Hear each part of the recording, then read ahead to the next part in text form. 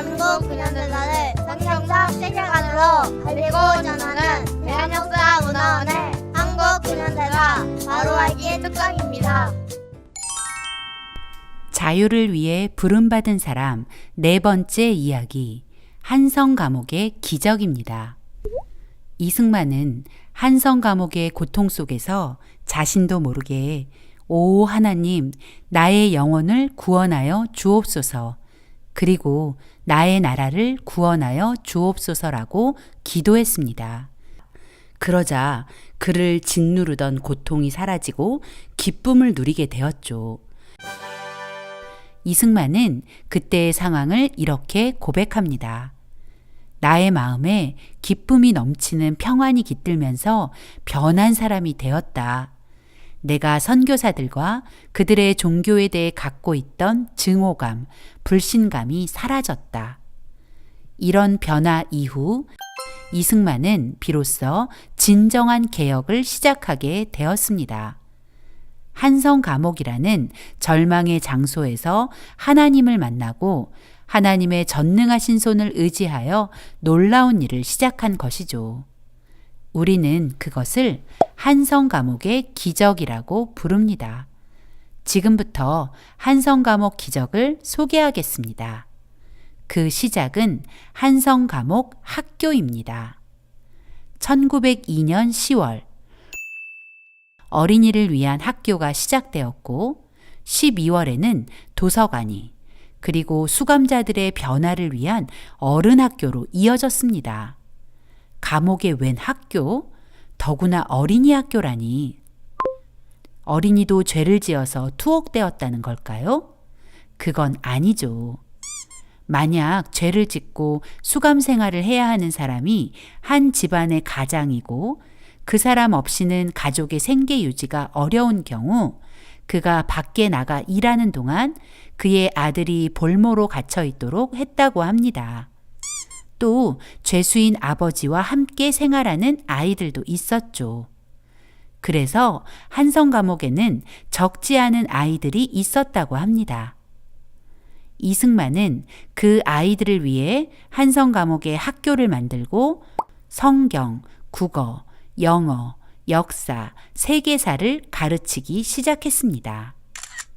이승만이 기독교 입국론을 주장하며 강조한 것이 모든 백성이 깨달아 알아야 한다는 것이었는데 이승만은 이미 한성 감옥에서 백성들을 깨우치는 그 일, 즉 학교를 시작한 것입니다.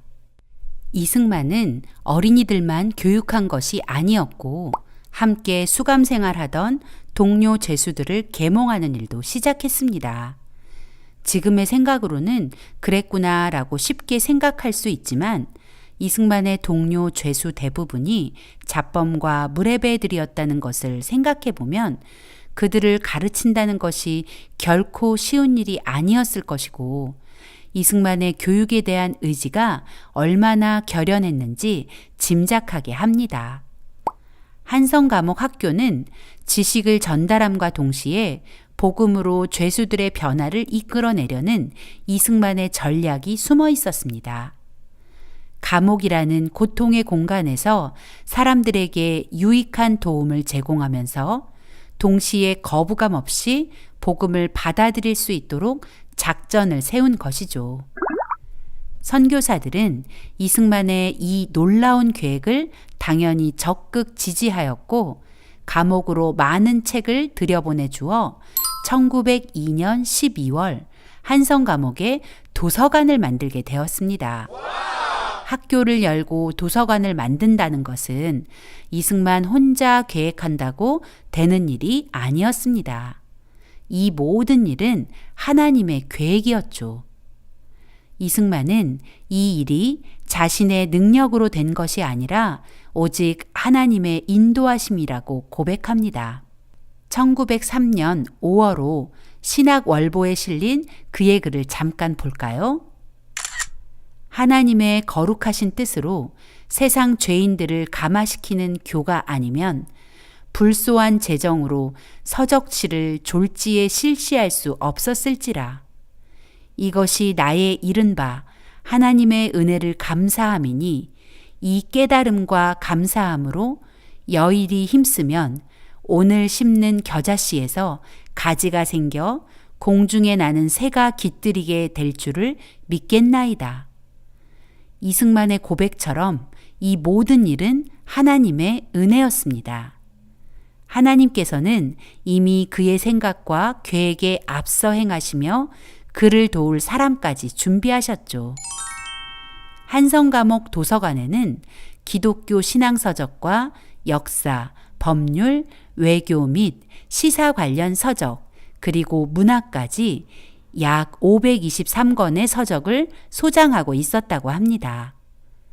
500여 권이 뭐 그리 많은 책인가 싶겠지만 그 당시 왕실 도서관인 지복제보다 더 많은 책을 보유하고 있었다는 것에 주목하면 당시로서는 엄청난 규모의 도서관이었던 것입니다.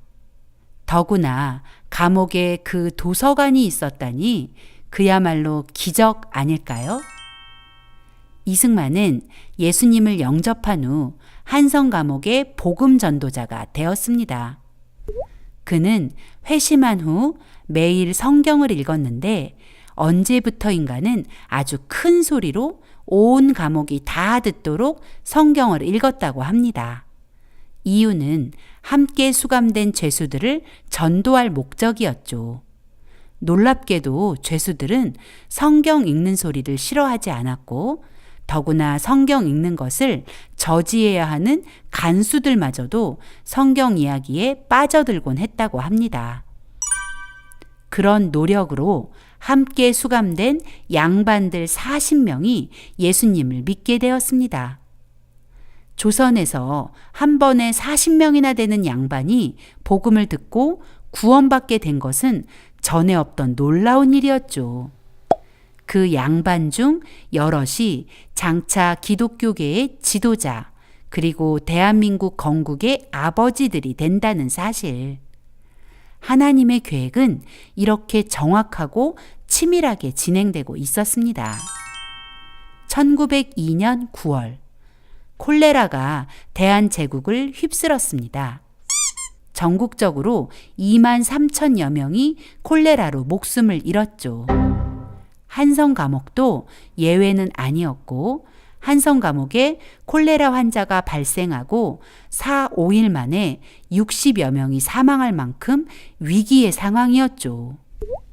이승만은 에비슨 선교사에게 콜레라를 치료할 의약품을 부탁했고 에비슨 선교사는 한성감옥 죄수들을 위해 의약품을 공급해 주었습니다. 이 절박한 상황은 그가 1903년 5월 신학월보에 기고한 옥중 전도를 보면 자세히 알 수 있습니다.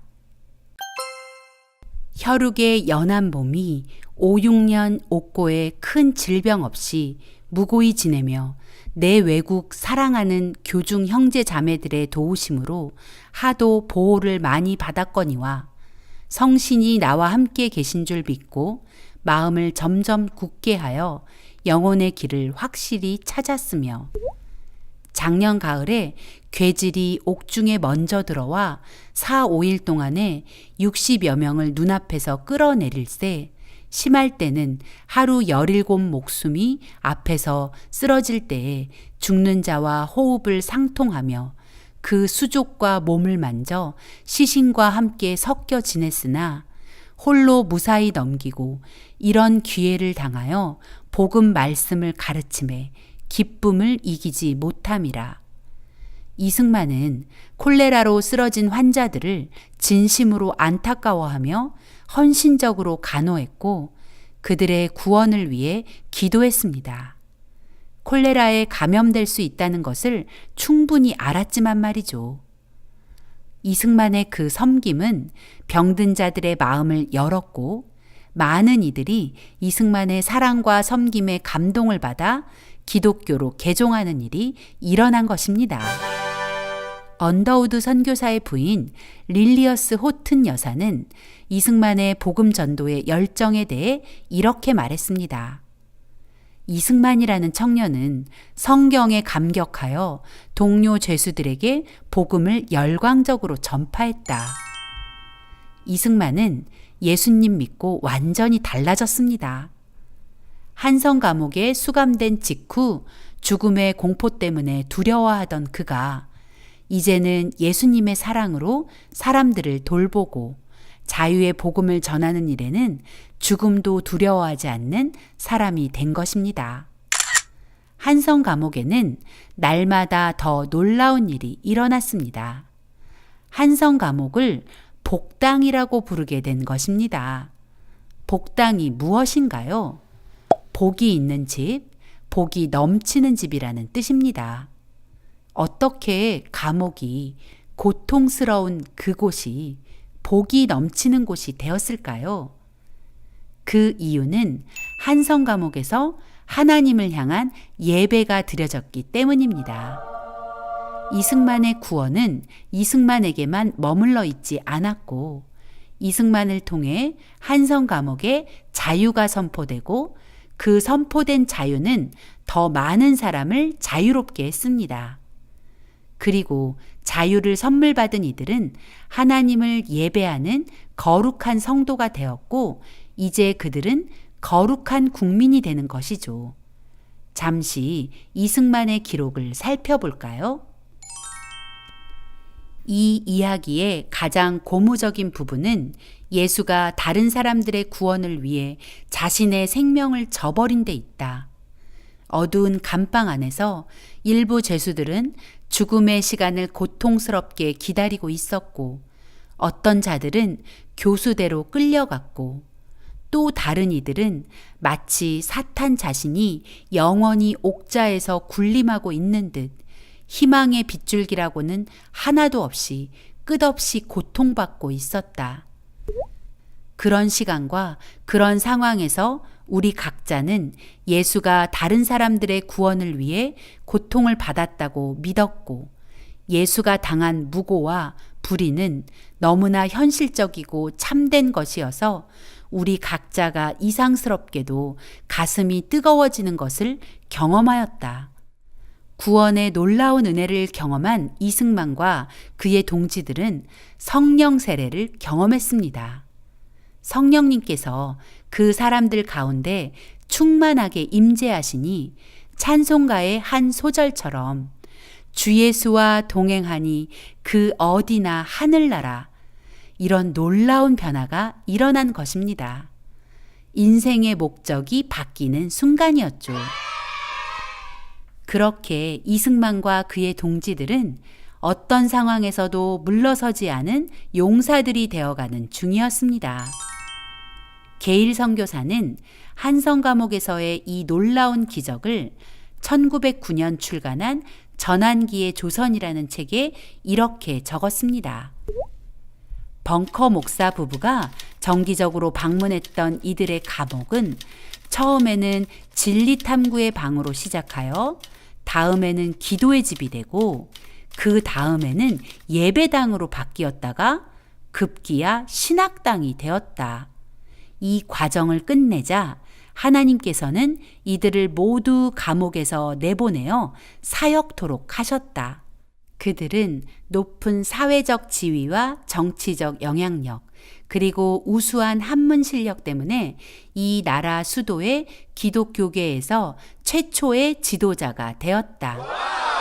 한성 감옥의 기적을 너무나 정확하게 요약해준 문장입니다. 한성 감옥은 이승만과 그의 동지들에게 고난을 가장한 신병 훈련소였습니다. 그곳에서 하나님의 자녀라는 사실을 깨달은 그들은 진리이신 예수님을 더 알기 원했습니다. 그리고 그들은 자신의 힘이 아닌 하나님의 도우심을 구하는 기도의 사람들이 되었죠.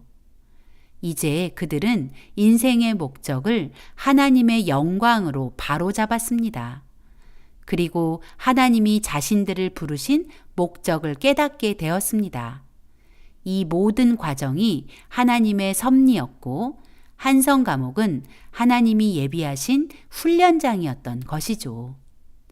이제 하나님은 그들의 모든 훈련 과정이 끝났음을 선언하셨고 한성 감옥에서 내보내셔서 하나님의 구원 프로젝트에 그들을 투입시키셨다는 것입니다. 드디어 1904년 8월 7일 수감된 지 5년 7개월, 햇수로 7년 만에 이승만은 하나님이 열어주신 한성 감옥의 문을 걸어 나왔습니다. 구한 말 대한제국은 마치 한성 감옥과 같았습니다. 오직 절망뿐인 상황. 이승만은 그 절망 가운데서 모든 만물의 주인이시며 주권자이신 하나님을 만났습니다. 그리고 함께 수감 중인 죄수들에게 열정적으로 자신이 만난 하나님, 절망 가운데 유일한 소망이신 하나님을 전했습니다. 그리고 대한제국 모든 백성이 그렇게 되길 바랬습니다. 이승만은 절망 속에 있는 한성 감옥 죄수들에게 글을 가르치고 세상의 이치를 깨닫게 하는 교육을 시작했습니다. 그들 역시 대한의 백성이고 그들이 각자의 책임을 다하면 분명 거룩한 새 나라를 보게 될 것이기 때문이죠. 한성 감옥은 기독교를 근본으로 삼은 사람들이 배움을 통해 세상의 이치를 알게 되면서 당장 눈에 보이는 한계와 고통은 더 이상 아무런 문제가 되지 않는 복된 장소로 바뀌어 버렸습니다. 한성 감옥의 이 기적은 찻잔 속의 태풍이 아니라 찻잔을 깨고 나와 대한민국 건국을 이루는 큰 태풍이 된 것입니다.